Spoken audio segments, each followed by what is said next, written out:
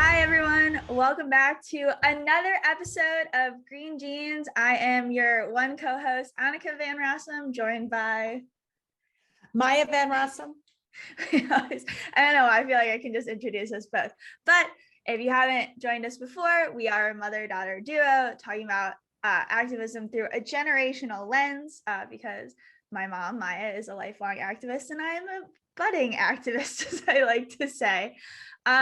So we got a cool episode this week. We're actually going to get a little bit personal. You're going to learn some stuff about us, and we're talking about bullies on the road to activism. But before we get there, Mom, do you have a fact for us this week? So this week, rather than do a fact check, we're just going to do a fact.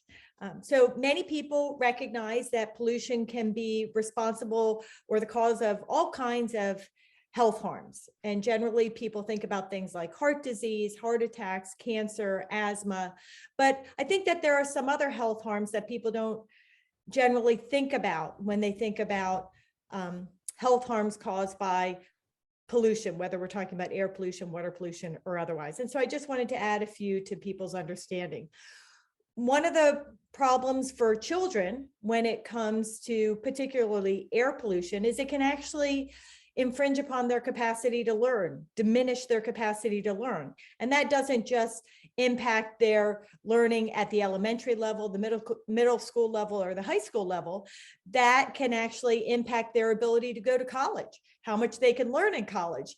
And then it has longer term consequences, right? Because education is very, very important in terms of determining what kind of job you can get and how much money you can get. And that infringes upon the quality of your life and your family. And whether you're in the lower class, the middle class, or can reach the upper class.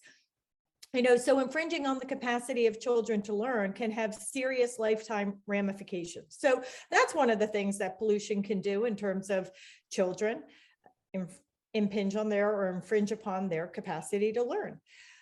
Air pollution can also be responsible for ADHD in children. Again, that doesn't just impact their capacity to learn, but it impacts the quality of their life and their relationships with other people.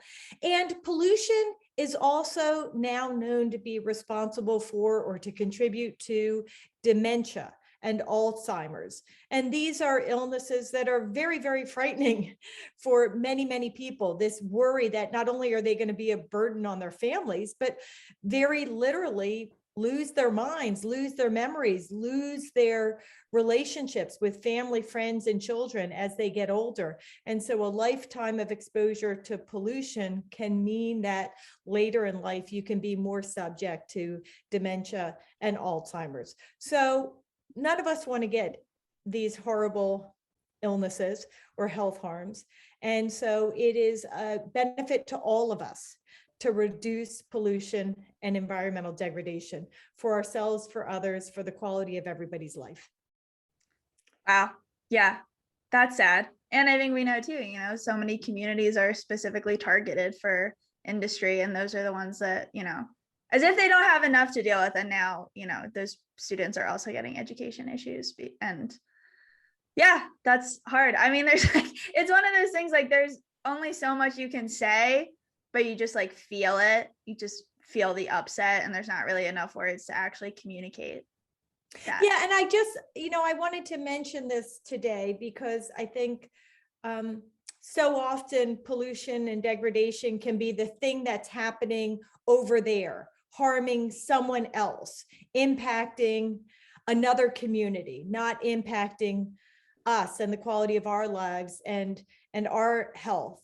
But I do think that everybody knows somebody who is being impacted by ADHD, who has heart disease, who is impacted by asthma, who is impacted by Alzheimer's or dementia. And I think all of us in the back of our minds, particularly as we get older, we get more and more worried about whether or not we are going to fall victim to that sudden heart attack or to dementia or Alzheimer's. It becomes more and more scary as time goes on, and to realize and recognize that a lifetime of exposure to pollution, whether it's at a low level or a high level, can make each and every one of us more subject to these life-threatening illnesses, and life-threatening, both in terms of death, but also in terms of the quality of life, I think can really bring home for people in a different way the importance of preventing pollution of all kinds. And cancer, of course, cancer is very, very scary. I mean, I think about Oma, my mother, your grandmother, Annika. She suddenly got diagnosed with pancreatic cancer, and she died in just over a year. There was no pancreatic cancer in our family history, not that I knew of, and my mother was the youngest of 13. But the more I learn about pollution and degradation and cancers of all kinds, including how pollution is now being found to be linked to pancreatic cancer, it hurts me even more that I lost my mother prematurely, potentially because of pollution exposure. She was in Europe during the war, and I can imagine that there was a lot of air pollution due to the bombing and the things that were happening in Europe during the World War. And I wonder if that early exposure to air contaminants, then compounded by air contamination over her lifetime, maybe is why she got pancreatic cancer and we lost her so early and so suddenly. And it's frightening and it's sad. So again, I think it just brings home in a different way to people the incredible importance of all of us to care for Mother Earth, to care for the quality of our environment, because when we care for our environment, we very literally care for ourselves. Yeah, I mean, I just think too how it's unfortunately one big circle of big industry, big pharma, big, like, we live in this country where healthcare is not a basic human right, where many people don't have access to, those kids that do get ADHD, they might not have access to the medication that could help them. They might not be going to a school that's funded well by their state where they can, have those, oh man, I don't know, but like the counselors that walk around with the students, The services. that are there to support them. And so it's just sad that like much of it also starts again with like big industry targeting different communities or government permitting, the targeting of specific communities, because they also don't have access to the resources to be able to stand up to big government and say like, hey, you can't put that in my neighborhood because it's going to do X, Y, and Z to my health, my kids, all this stuff. And they're going to pay, if you're not having an issue in your youth, then you might pay for it down the line, unfortunately, with, like you're saying, with getting dementia or cancer. And then you still might not have access to good healthcare because healthcare is also not a basic human right in America. And it's just one big circle of words I won't say. I give you permission to say these words on our podcast, but you don't have to say them right now. But I don't know if I have to give like an explicit warning at the beginning of the episode, like harsh language will be used. I don't know who's listening. Oh man. All right. But then people don't want to hang out with me too much because, as you know, I can get pretty colorful in my language. I mean, me too. So, but I think that is just another way to introduce our, as you said, our topic of the day, which is, what did you call it? Bullies on the road to activism. Yeah. So, you were just talking about bullies in government and bullies in industry who really count on people being disempowered and unable to fight against the pollution and the degradation that's inflicting so much harm on them. And so that happens in very, very big ways. But also we know that those people who want to advance their bad projects find ways, large and small, to try to shut down activists and shut down activism. And so, as you said, we're going to talk a little bit about experiences you and I have had on that front. But I did want to just begin by really acknowledging that the kinds of things that we're going to talk about, some of them are a pretty big deal when we get to the slap suits, and some of them are pretty scary.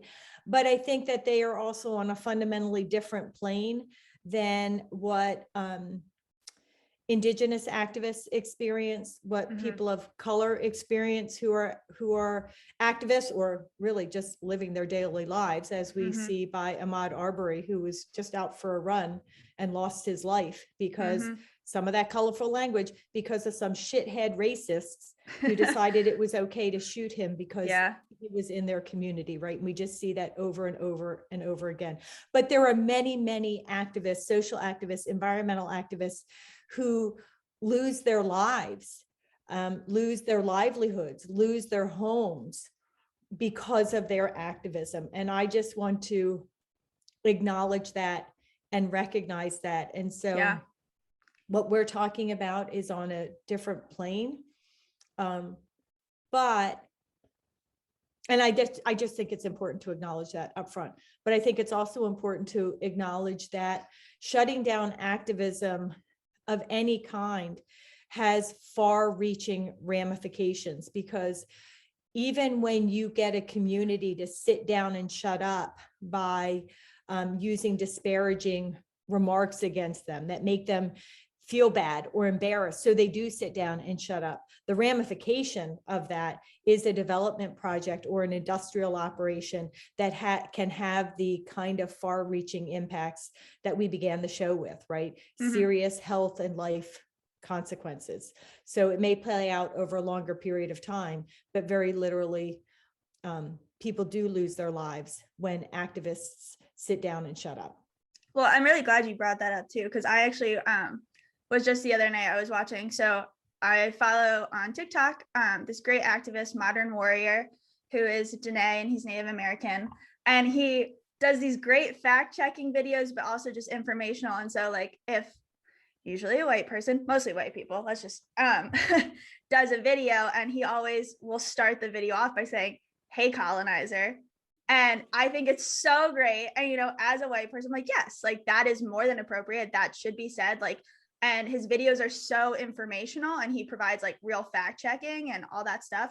But he also shares a lot of the videos too, where he gets actively harassed. People threaten to bring legal action. It's not going to work because they don't know what they're talking about, but, you know, or physical threats of violence. And it's literally because he starts every video with 2 words. And, you know, "Hey, colonizer." And it just goes to show that like people can be activists in every kind of way, or also like, yeah, you're saying with Ahmaud Arbery, like just living your life, unfortunately. And, you know, people put their lives at risk every day for being an activist or just being a human, unfortunately. So I'm really glad you brought that up. And yeah, you know, we're going to talk about our own experiences, but, you know, there's a lot of people that are facing that, for standing up for what they believe in, and unfortunately have like faced things scarier than I have faced. So it's not to diminish anything anyone's gone through, you know, and just to uplift that, you know, being an activist is scary for a lot of people. And really big shout out to everybody that keeps on going, even in the threat of serious, scary violence. So how do we want to begin this conversation? How about I'm gonna bring up one which I think is which I experience frequently, and I actually think it gets used more against women than men. Oh man! But one of the ways that the opposition, whether it's government, industry, developer, or others, try to get me to sit down and shut up, is with by being very condescending, right? And in so doing, being insulting. So I will be right? Don't be a mansplainer, guys. You know, I will be speaking, or I will be about to speak up, or I will be in the middle of a sentence, and they will say, "Maya, I really appreciate your passion, but," you know, as though having passion or emotion and expressing feeling is somehow a bad thing to do, right? You're overreacting. You're just a crazy woman. just calm down, control yourself, and sometimes they might even see that, just calm down, just calm down. And these are all ways to just, again, to be very condescending and to try to make an activist who is speaking up and who is speaking passionately, is speaking powerfully, is speaking emotionally, to somehow suggest that they're overreacting and embarrass them into sitting down and shutting up. It happens all the time, and it is so offensive. And again, I think it happens much more to women than to men, because it sort of feeds into that, you're on your period, you're just a crazy woman, sit down and shut up. Yeah, well, I like two instances that come to my mind very quickly, not even in the activist realm, I would say so much. Well, one is and one isn't. It's like, one, I remember talking to a male classmate of mine at law school. He's like the row in front of me, and he just, I don't know what we were talking about. And I was just like, dude, what? And he immediately's like, why are you so loud? And I think because I've seen that happen to you so much, and because it bothers me, I literally started talking louder. I was like, oh, should I be louder? And because it's also too, like, knowing who he is, it was very much like he was kind of posturing and like trying to make me feel bad for my volume. And anyone who knows me, my favorite thing is if you know both my parents, I think that the volume DNA button, it went to the end and then broke and just kept spinning. So like I have no volume control. Like it's just, I can't do it. Or actually recently I was on the phone. I was having a conversation with someone who we do not speak to anymore, but they were, trying to skirt around some issues we were going to talk about. And they're like, what have you been up to? And I was just talking about how sometimes I'm in these situations recently where I really want to like around legislators and stuff, where I really want to be like, oh my gosh, like, and get to my point and be emphatic. But I am trying to walk the line right now of like, I'm here to learn and I'm here to be an activist, but I'm also, I don't have to speak up about everything all the time when I'm trying to just like be part of the conversation. And obviously like just being a younger person and just learning my place. It's a bad way to frame it, but I think people know what I mean when I'm saying that. And like I'm a student in a room full of legislators, like, anyways. And so I was like, yeah, it's hard because I really want to speak up sometimes, but I'm just like there to listen and I want to, just hear. And he was like, oh yeah, I bet that's really tough for you. It's like, what? And he was just like, well, like you just like to like, like I get it's tough for you to just like be patient and like be quiet because you just like to just like be in the middle of things, like be loud. And I was like, whoa. Like just because you have moments where you're really like emphatic and loud and outspoken also doesn't mean that you're a person that's incapable of like sitting and listening and learning and being patient. And it was also just like, you're taking the moments that I'm powerful and I am standing up for what I believe in and diminishing them to me being like a loud, crazy person. And that was so like very clearly male condescending on women. So that was just like I was like, whatever, dude. Anyways.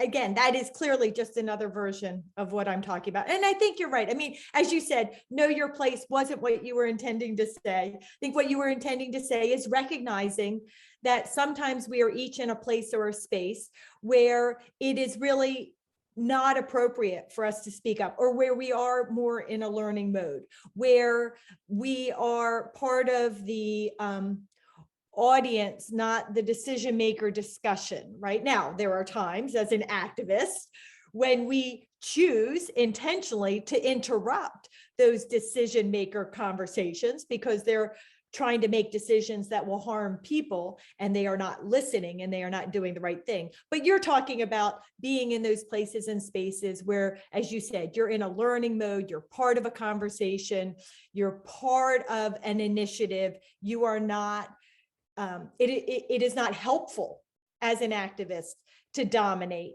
because you will not then get to your endpoint because you're not a part of what's happening. Mm-hmm. You are just domineering over it. And there are sometimes when that's appropriate and sometimes when that's not appropriate. You don't want to be, in other words, you don't want to be Donald Trump's daughter, right? Like when she was in the middle of all those world leaders and just felt like what she had to say was more important than what they were talking about, right? That was crazy and absurd and out of place and not helpful. Yeah. No, and it reflected poorly on her. So, but as you said, it's, so just wanted to acknowledge that I know you very well. And it's always, you know, it can be hard to find the right way to describe what's going on, but I think you describe it well. There are places and spaces when you want to be a part of the conversation. There are places and spaces when you want to learn, and there are places and spaces when it is appropriate and necessary and needed to be domineering or dominant or inject yourself, even when other people don't want to hear you inject yourself. Oh yeah, Annika, that again, it's some of these more presumptuous ways that people try to get you to sit down and shut up, again, being condescending. I remember one time I was advocating against the development of a wetlands in Bucks County, and I was before a board of township supervisors. And I got up and was speaking about some aspects of the law and some limitations on the appropriate uses of that property, as I recall, that were on the historic public record that I had found. And I had gone up to the podium and I was referring to these documents and the legal interpretation. And when I was done, a supervisor, a man, leaned in, right? They were up on a dais that was above all the people. And so I was down on the floor at the microphone. So they were like looking down over everybody, which in and of itself, right? You know, that's just a power play. But then he leans in and he said something like, well, Ms. Van Rossum, if you were an attorney, you would understand that. And then blah, blah, blah, blah, blah. And he, you know, went on his characterization of the law and suggestion that I was misunderstanding because I was not an attorney. And when he was done his disparaging remarks, I leaned in to the microphone and I looked right at him and I said, I am an attorney. And his face turned beet red. But the assumption that I, as a female, and at that point, relatively young in my career, a young female, was coming forth, number one, and was not an attorney, was, you know, that was very presumptuous. And then in and of itself. But number two, the truth is, to be a good activist, you don't have to be an attorney to understand the law. You don't have to be an attorney to understand science or engineering or the ramifications of any number of decisions that you are advocating for or against. You need to be a thoughtful person that dug in and learned the law, the science, the engineering, the impacts, the whatever. You do not need a degree. You do not need a degree to prove you know what you're talking about. Exactly. And so the assumption that I wasn't an attorney in and of itself was problematic. But two, the suggestion that I would only have had something worth listening to when speaking about legal issues was if I was an attorney with a law degree. Right. That is just so. And oh, by the way, at the time, I didn't just have one law degree. I had 2 law degrees. So that was also right. But that is another way that decision makers or advocates for industry and developers try to get people to sit down and shut up, is by suggesting that they don't have the right qualifications to actually be speaking up and speaking out and knowing what they're talking about. Engineers that do that all the time, especially like when we're talking about stormwater and stormwater runoff and how to manage water quality issues, you'll be talking about issues having to do with engineering and science, issues that I have not just studied, but I have advocated about, I have written about because of years of working in the environmental space on those issues. And so often when I'm done, an engineer will stand up and they'll puff up their chest chest. I mean, very physically, like they shove their chest out at you and then try to suggest that what you're saying is inaccurate and wrong, to which I respond by puffing up my chest and making remarks about water quality versus water volume, or, and water quantity, and clearly making clear that I know exactly what I'm talking about. And again, then they become a little bit chagrined, and sometimes they will sit down and shut up. But again, just the presumption, the presumption and the presumptuousness that you can't know what you're talking about unless you have a lot of letters behind your name is just fundamentally wrong. And it's a strategy. It's a strategy that they use to try to get activists to sit down and shut up. And so if you're an activist and that happens to you, don't sit down and shut up, even if you want to, because then you're playing right into their hand.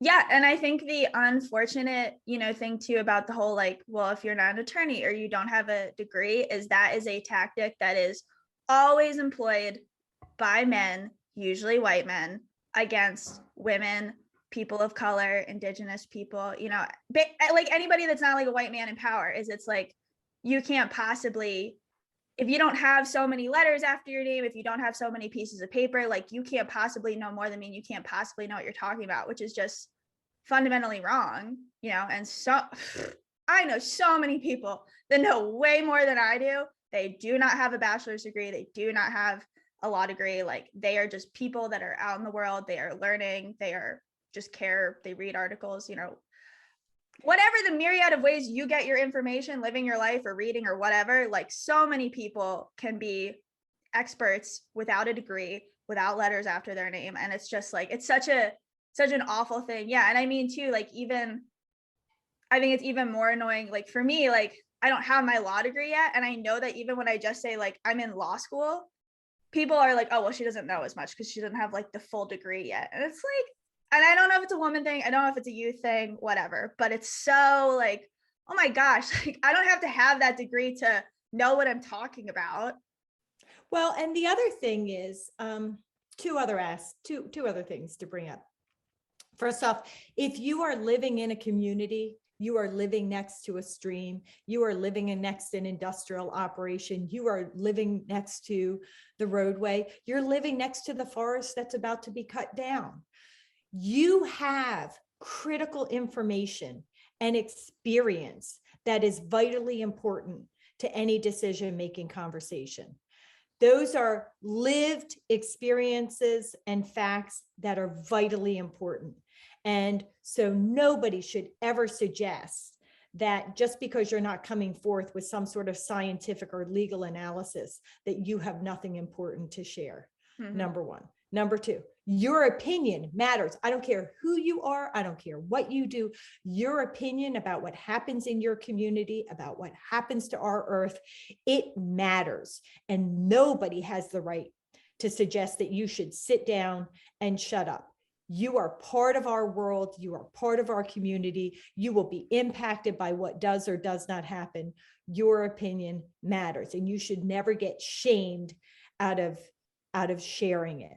So that's really important for people to recognize. And number three, emotion matters. So often I even get told, I think we talked about this at a recent episode, I will have fellow advocates, members of the community that I'm working with, come up and quietly say to me, Maya, now you need to instruct everybody that when they get up to the podium, that they mustn't get angry or they mustn't get upset. They have to have an even tone and share factual information, or they'll tell me that I should do that. Maya, when you get up now, make sure you use an even tone. Make sure that you don't seem angry, right? You need to really check that. And my response to them is that they are 100% wrong. Passion, upset, anger, emotion matters. And different decision makers take in information in different ways. Some decision makers respond to the facts and the figures calmly delivered. Some respond to the threatening legal analysis. Some respond to the anger, the upset, the tears, the quietly delivered, heartfelt poetry. expressing how somebody feels about a forest that's about to be lost, or the devastation to a community that an industrial operation would or is inflicting.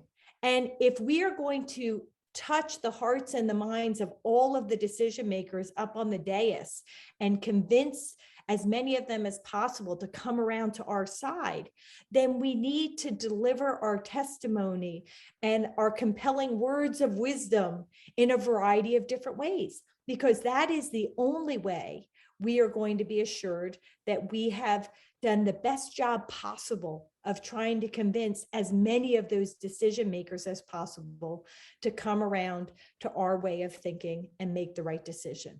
So if you feel it, however it is you want to say it, whether you're part of a formal hearing process or part of a protest or part of a meeting or a conversation, you deliver your message in the way that feels right to you. Because if you don't, then you're not doing justice to yourself. Mm-hmm. Yeah. And I mean, I think one of the biggest ways, and unfortunately, I think like I overcame a lot of my bullying as a kid because I had you as a mom, and I would see people like always bully you. And I was like, okay, so bullies don't go away. And like how you would stand up to them. And I was very fortunate to go to Ithaca College, where I met my great friends. Love you all. You all know who I'm talking about. And who really, like, everything that everyone made fun of me for were the things that my friends were like, that is so cool. And we got into this whole conversation about how like me being a tree hugger, me liking nature was everything that everybody in high school made fun of me for. And you know, because I had Jack, Peter, and Riley, and then my great friends, Zoe, Morgan, Nora, you know, all you guys, Grace, there's so many, Destin, Lauren, You can't y'all. name Anyway, everybody, can't name Annika, stop. And they just all were like, you know, that is like, that's what we love about you. And always like, you know, the running joke, but like in a loving way, was like our favorite tree hugger, you know. It was so great. And So when I go, I don't do children's education as an advocate, right? Like I really focus on adults and decision makers for the most part, but I will go in, right? Every so often I will go in and I will speak to a classroom, younger or older, elementary, high school. But you know, Annika, I can always see the you, the me in that crowd of children, right? That nature lover who is not fully accepted because they are a nature lover. And it is so interesting. Sometimes I see them speak out with power and passion the way I know that you did and that I did. And sometimes I see them like holding back and wanting to speak up, but clearly they've experienced that bullying in a way that is shutting them down. And so I try to encourage them and bring them out. But I see it, you can see it so clearly in a community of children. And it brings me joy and it brings me sadness depending on how I see them experiencing it. But I know all of them, it's very clear that their love of the earth is something that they hold in their heart and are remaining true to in their own way. And so I can see in them that they will be future activists that we will all benefit from, which is exciting. Well, and I just think it's interesting too. Like I even remember a couple of years ago, went out with my good friend from high school and we just went out to the bars and we were hanging out. And of course we happened to go to the one bar where like everyone from my high school decides to show up that night. I'm like, great. And so we're just hanging out and they, you know, they're coming up to talk to us. And a couple of the guys who actually would kind of, you know, sneakily say the things behind my back came up to me and were like, Annika, we heard you're in law school. And I was like, yeah. And they're like, what are you doing? You know, I'm like, environmental law. And they're like, oh my gosh, like you were super into that in school. That's so cool. Like you're making a career out of it. And I remember turning to them, very smooth. I was like, yeah, isn't it funny how every single thing you made fun of me for is the reason I'm going to be so great in the future, and why, and like how I'm turning everything you made fun of me for into like this amazing life path, and you couldn't take that away from me. And you know, and then of course like, whoa, like come on, that was high school, that was middle school, whatever. And I'm not one to hold grudges. I don't really think of it, but there is something to be said. Like, I think everyone, you don't have to forgive your bullies. Frankly, kids can be really mean, and for me, they were really mean, and it was a lot of awful things said about who I was as a person. And so I wasn't a fan of, like, also too, was like, you don't get to validate what I'm doing now because I'm getting a degree with it. I guarantee you, if it wasn't something glamorous, like not a law school is glamorous, but if I was like, oh, I'm working at an animal shelter, there wouldn't be that reaction because people don't think of that as successful, even though as long as you're doing what you love, you're successful. I don't care what you do. If you love it, you're not hurting people, you're successful. But just like, it was shocking to me. It's like, but I'm very fortunate that I had a mom like you that I think even when I was upset about who I was, I could still come home and like look at you and be like, well, she's really like, she loves what she does. And like, I know people still like go after her and it's never stopped her. So like, I think it sucked at the time that I definitely dulled a little bit of who I was just to like fit in the circle of people at my school, just to like make it bearable. But then once I got out and I met my people, I so hope anyone that listens to this, if you don't feel accepted, you got to find your people. Your people are out there. There are people that will love you for who you are, and it's celebrated, because that's what happened to me. And I know that that will happen to you. So now I want to switch gears a little bit, because we've talked about the subtle ways that people bully activists. And we, of course, began the whole conversation off recognizing the extreme ways that activists are not bullied, but literally their lives are taken from them. But I want to transition sort of to the middle ground. And so I have had I remember when I was battling against the Dark Hollow Dam. That was a high hazard dam that would have been built across the Neshaminy Creek. And the community really wanted their dam. And I, as the Delaware Riverkeeper and the Delaware Riverkeeper Network, really wanted that dam not to be built, and instead a non-structural solution that would have been beneficial to the community and the creek to advance. And by the way, we won. The dam was not built. We got a better solution. And the very people who were against us ended up literally, some of them testifying before Congress about how great the non-structural outcome was, which was interesting. But two things come to mind. Two forms of intimidation that were used against me was one time at the end of a hearing. It was late at night. Everybody had left the hearing. I often stay behind. People want to talk to me, or I want to talk to the decision makers or politicians who are in the room or whatever. But I ended up being one of the last people to leave the hearing. It was very dark out, and I was going out to my car. And there was a family that lived downstream on the Neshaminy Creek. They were a very large family. And they decided that three of them should encircle me out in this dark parking lot. Three very large men literally look down on me and try to mansplain to me about how I was wrong and they were right. And they clearly were trying to physically intimidate me so that I wouldn't come back again. So I've had those experiences. I had also during the Dark Hollow Dam fight, and it might have even been that same hearing when I had testified down at the microphone, and I was walking back up the aisle and somebody reached out and punched me in the arm. My God. And then at another public meeting, also around the Dark Hollow Dam, those people were really mean.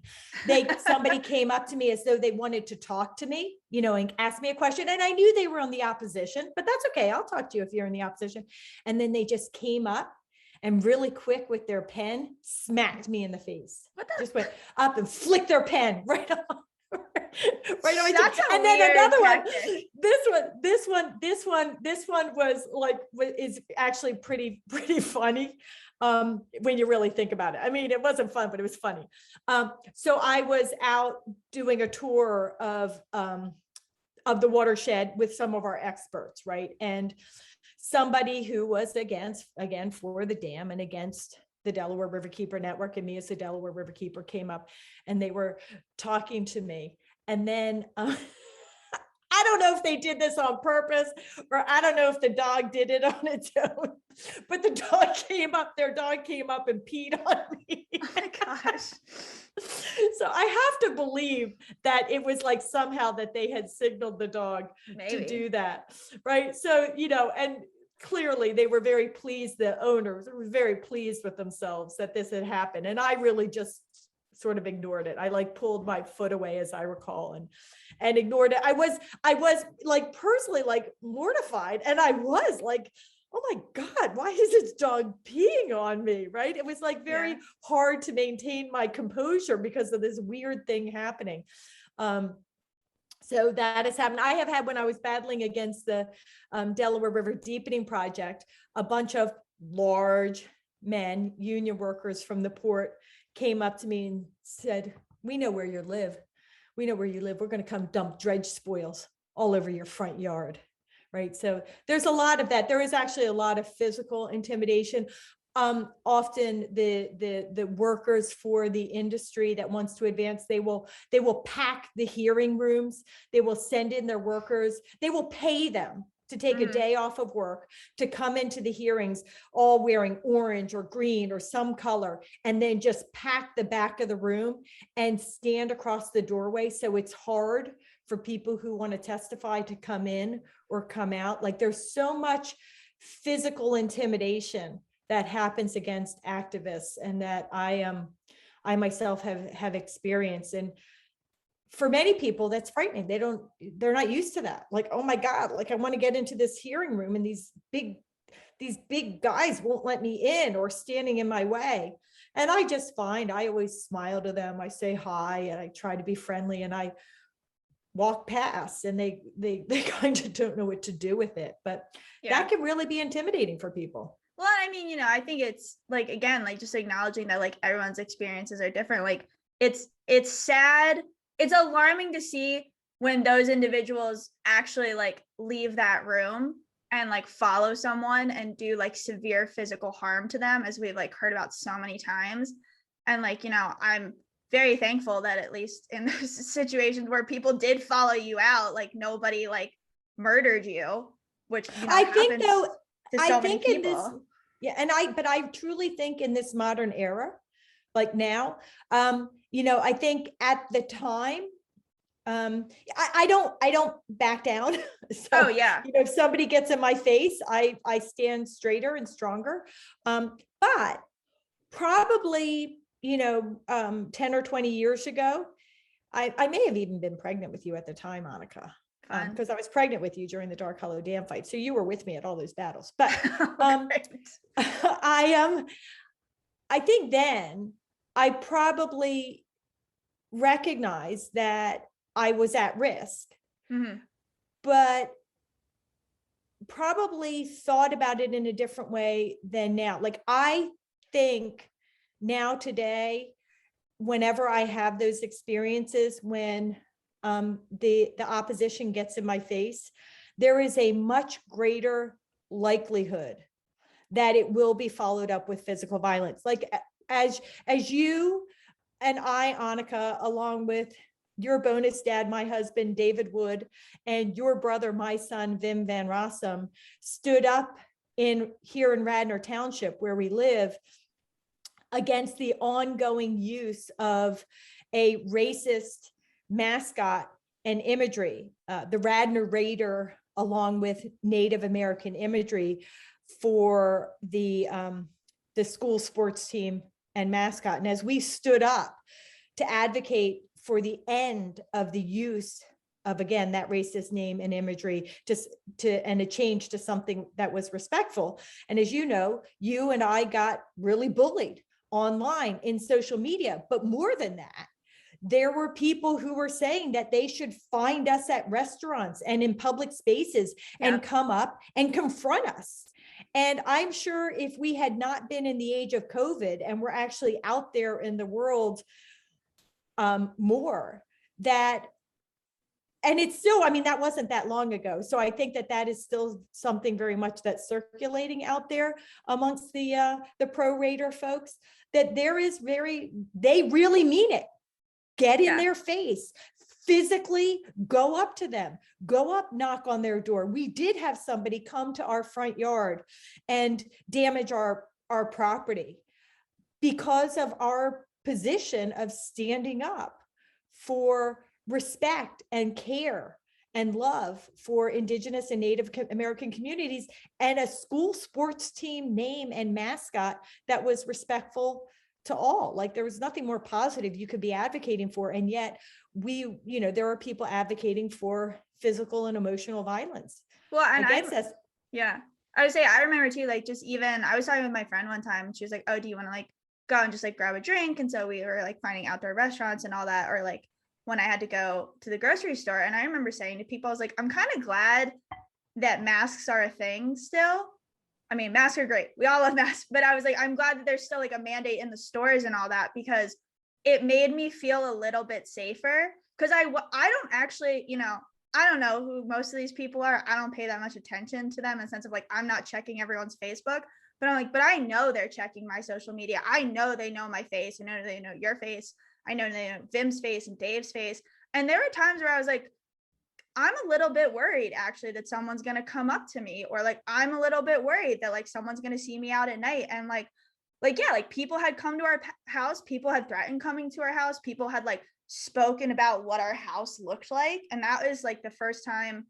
Yeah, I was pretty scared, and I remember too, at one of the public comments, you actually, one of the young high school students who had to do a public comment, against the raider, and you walked her out to her car because she was afraid that someone was gonna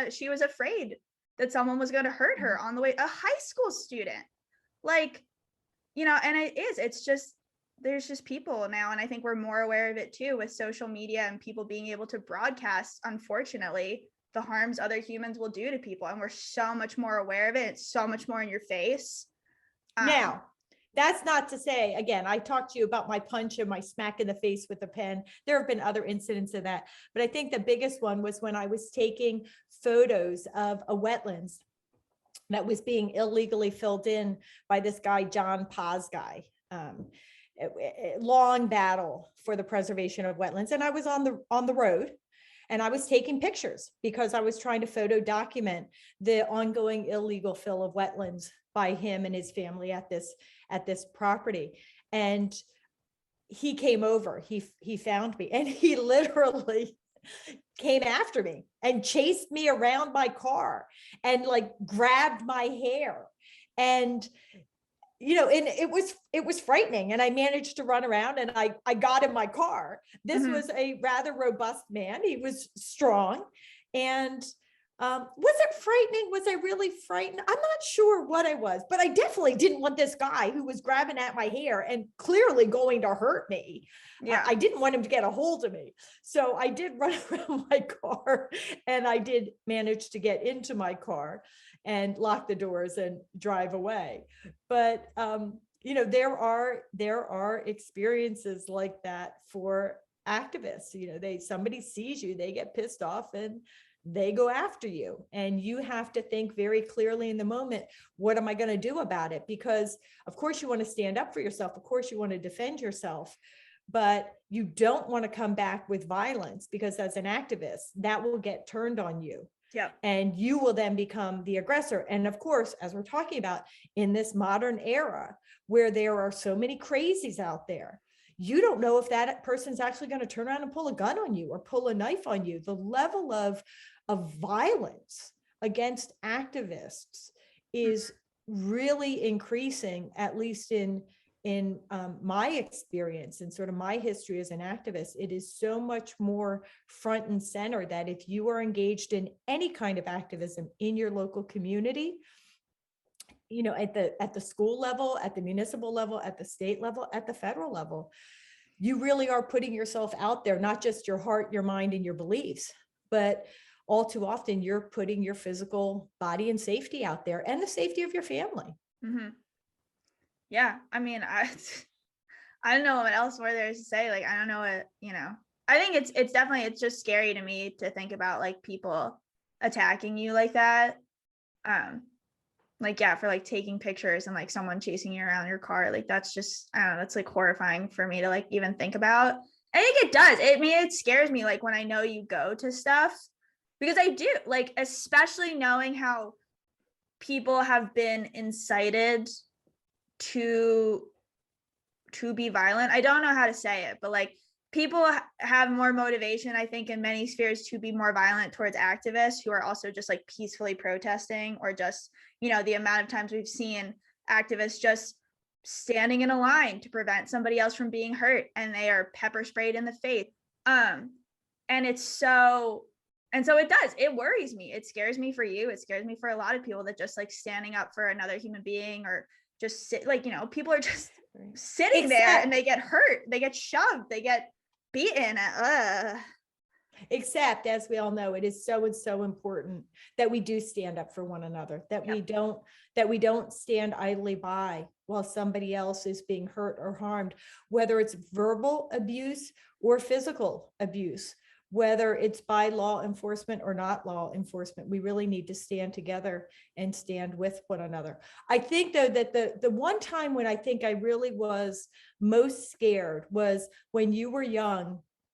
And we lived in Morrisville, Pennsylvania, and we lived in a little house, and there was an alley down the back.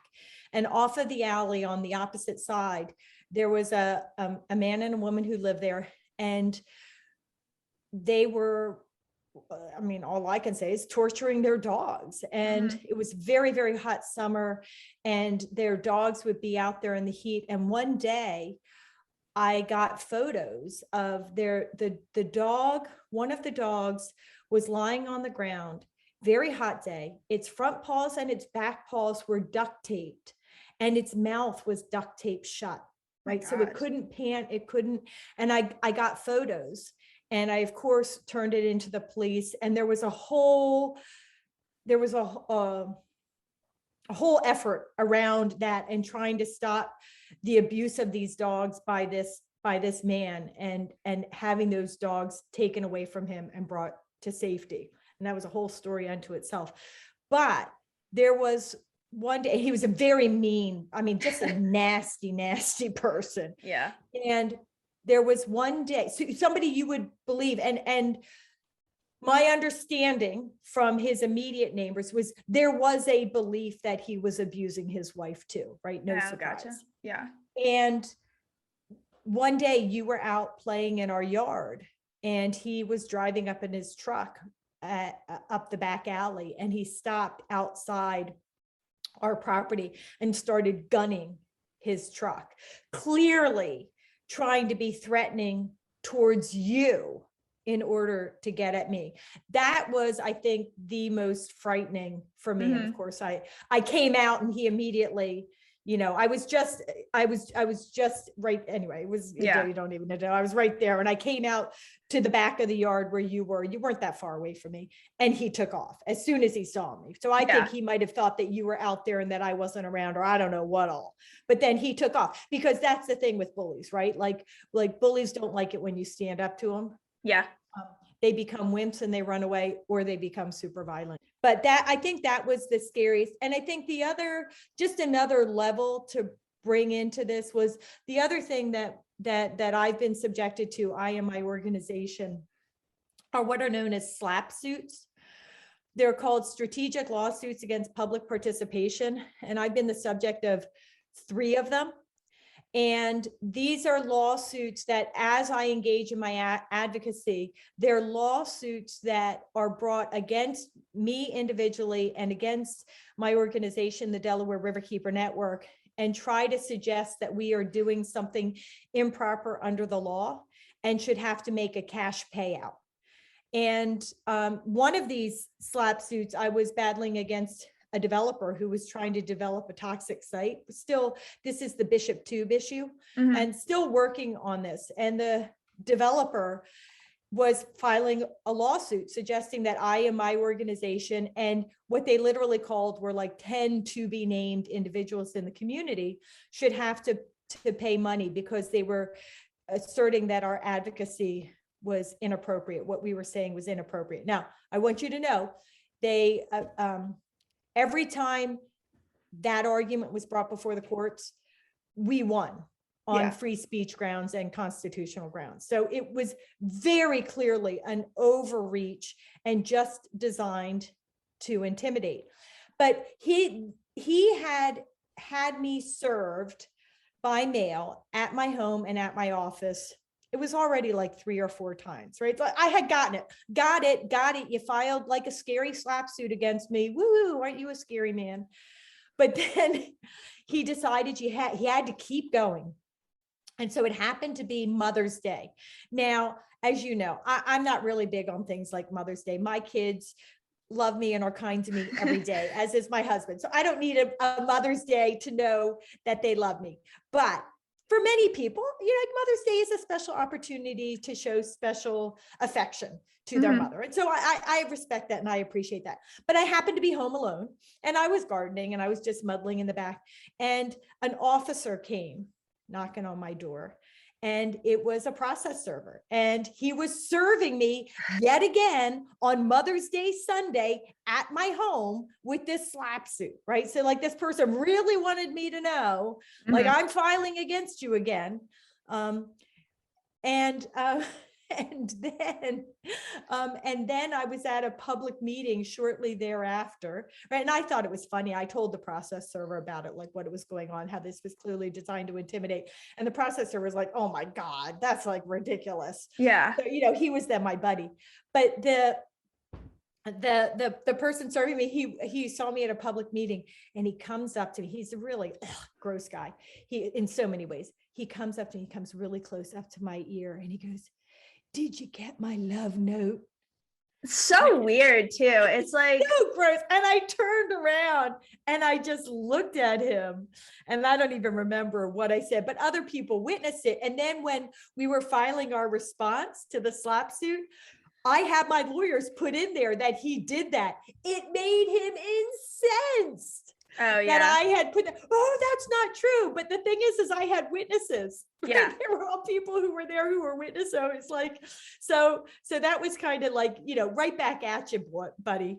But then there was another slap suit more recently filed by industry against myself and my organization. And for this one, a judge was actually going along with them for a while. And they wanted me to pay literally hundreds and thousands of dollars in their attorney's fees. And they wanted to get, and the judge was going along with it, all of my personal financial information, my financial information on my family. And it was very, very clear to me that they were going to be perfectly content to take my home, to take the special property that Oma had left to me, for us to care for, in order to care for nature, in order to make their point. They didn't like that I was advocating against them and their infrastructure project that was going to inflict so much harm on so many. And they were going to misuse the law to try to scare me into silence, scare my organization into silence, either scare us or they were going to be victorious and they were literally going to ruin us. And we were going to be out on the street and the Delaware Riverkeeper Network was going to be bankrupt. And they were just fine with that because we were advocating to protect the earth and protect the communities. And, I always have confidence that we'll be victorious in these suits, but you never know which way the judge is going to go. Yeah. But, you got to do it. You got to do it. But so those are other ways that I've been bullied, which are much more severe and significant than the, don't be passionate, where they really could have destroyed our family. Yeah. Not destroyed us because we love each other and we're resilient, but could have really inflicted tremendous economic harm. I mean, they wanted to silence us. I was stressed out by that. And, and I think that's the unfortunate thing too, of like, well, being an activist is great. The scary side of being an activist is that it's also too, like the people don't always just go after you. Like they'll go after your family or they'll do things that will have negative effects on your family. Like I remember hanging out with my friends and I was just like, I am super duper terrified right now because I have I was like, I would hope that a judge wouldn't do that, but I don't actually know. And like, if these people are so awful that they're about to go so far as to try and like kick my family out of our house and like take everything that we have, like I don't know. I was like, who's to say they're not going to do everything to make that happen? Like, it's scary. So, I think too, it's forgotten that like many activists also, like, their families end up getting caught in the crossfire, whether it's, you know, having money taken away, having opportunities taken away, being personally targeted. Like, it's just, it's hard, you know, it's hard for everybody. And the other thing is, it's not just, you know, it's not just the industry, it's not just the developer, it's not just the bad guys, right, that are doing this to you. It's their lawyers. It's the bad guy lawyers, the lawyers representing them, because you know where they got the idea. They got the idea to file the slap suit, to misuse the law, to try to shut you up or shut you down, from their lawyers. Yeah. So, you know, like, whenever anybody says, oh, you know, just go be a lawyer, work for industry, make some money, come back later and do the right thing. Sorry, bullshit. Yeah. Right? You will never, when you go and work for industry, make no mistake about it, you are working for the bad guys. You are working for the bad guys, and you are helping them to decimate the earth and harm other people. And I don't care if you come back later to work for the earth and work for the environment. You will never remove that black stain from your soul that you secured while you were doing those bad works. Well, I think on a funny note too with that is that when I was trying to, like, decide where I was going to do this externship, and my school was trying to get me to do somewhere different, they're like, what about this great, you know, listed as an environmental law firm? And it is the exact law firm that tried to do that to us. And I was like, yeah, so here's the problem. And I was like, and you should never recommend your students to go there, because this is what they just did. Like, so it's just because somebody slaps environmental on their stuff also doesn't actually mean they're good people. So double check. And just because you get to say you're working for the environment doesn't always mean you're on the right side of history. But that was funny. I was like, yeah, no, thank you. Nope.